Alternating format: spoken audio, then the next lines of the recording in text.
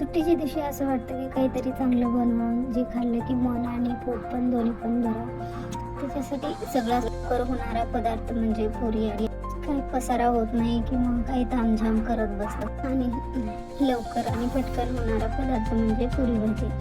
पुरी भाजीचं कसं आहे म्हणजे राडा होत नाही, किचन आवरावं लागत नाही.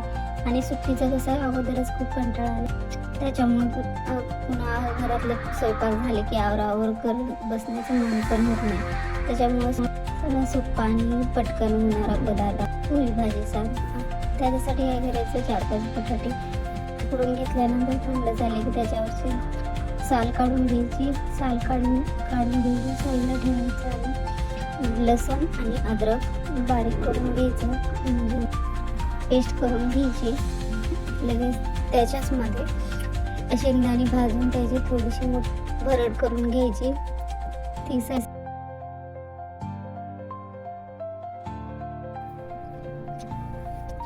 त्यानंतर गॅसवर एक कढई ठेवायची आणि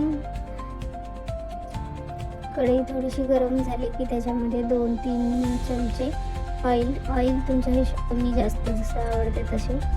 तेल थोडंसं गरम झालं की 1 चमचा जिरे आणि 1 चमचा मोहरी टाकायची. ती पण थोडी तडतडू द्यायची.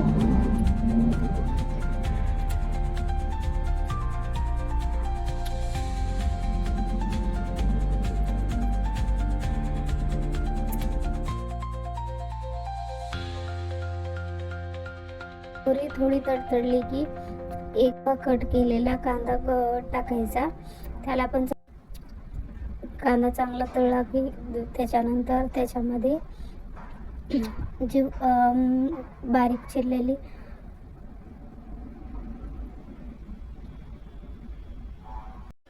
कढीपत्ता टाकायचा.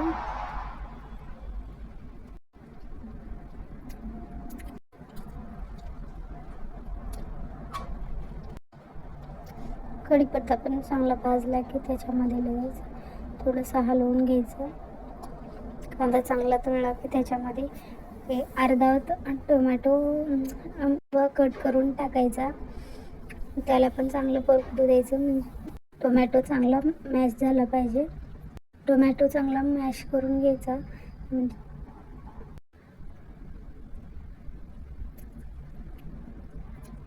टोमॅटो चांगला तळला की त्याच्यामध्ये 1 वाटी हिरवे वाटाणे टाकायचे. त्यांना पण थोडंसं तेलामध्ये भाजून घ्यायचं, म्हणजे चव. वाटाणे झाले की 1 छोटी वाटी हिरवी बारीक कुटून घेतलेली ते टाकायची. तिला पण चांगलं त्याच्यामध्येच लगेच 1 चमचा हळद टाकायची आणि धने पावडर टाकायची, छोटा 1 चमचा. त्याला पण चांगले मिक्स करायचे.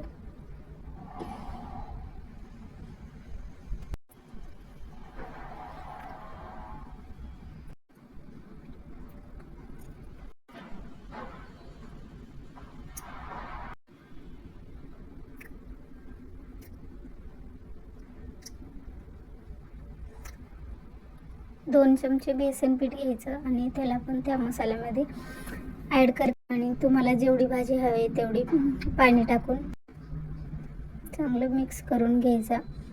गरमच टाका, कारण भाजीला चव थंड पाणी टाकले की थोडीशी चव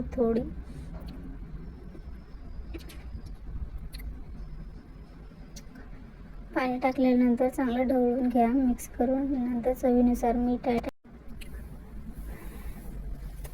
टाकल्यानंतर थोडं पाणी गरम झाल्यानंतर उकडलेले बटाटे हाताने मॅश करून टाकायची. तुम्हाला जेवढे बटाटे आवडतात भाजीत तेवढे बटाटे टाकायचे, कमी जास्त जशी तुम्हाला आवडते तशी घट्ट किंवा पातळ तुमच्या प्रमाणे टाकू शकता. नंतर चांगले मिक्स करून घ्यायचं आणि भाजलेले शेंगदाण्याचं कूट ते टाकायचं आणि चांगलं मिक्स करून घ्यायचं. मी थोडी घट्टच ठेवली आहे कारण मला घट्टच आवडते. तुम्हाला जशी तुम्ही करू शकता.